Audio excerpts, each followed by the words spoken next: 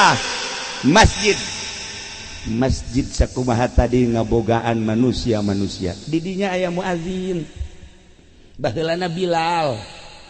Lamun hayang nyaho keistimewaan muazin beusi teh nyaho Kangjeng pernah nyaritakeun kaki Bilal. Bahasa urang bae. Hayang nyaho keistimewaan jelema nu azan. Cek sahabat kantenan Gusti Rasul. Bilal jaga di akhiratna beheungna bakal panjang. Muadzin eta beheungna bakal panjang. Panjangna sakumaha ya Kangjeng Rasul? Panjang beheungnya na sapanjang suara nu kadengi ku jelema.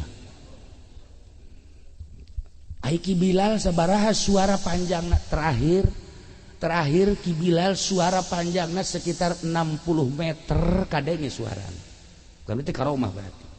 Ki Bilal lamun azan di Madinah Allahu Akbar 60 kilo kadang tidak kaserang iya mah 2 meter lah mah 2 meter ya mah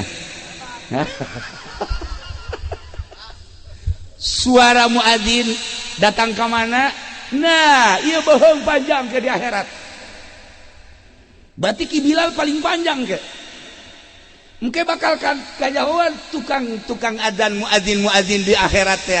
Nah, ieu muadzin ulah sambarangan bohongna panjang teh katingali ku kabehan. Triliunan manusia nempo ka jelema tukang adzan bohongna panjang. Kabeh memuji luar biasa jelema tukang adzan di alam duniana. Boga prioritas cek Kanjeng Nabi nu bohongna panjang cek Gusti Allah langsung menuju surga.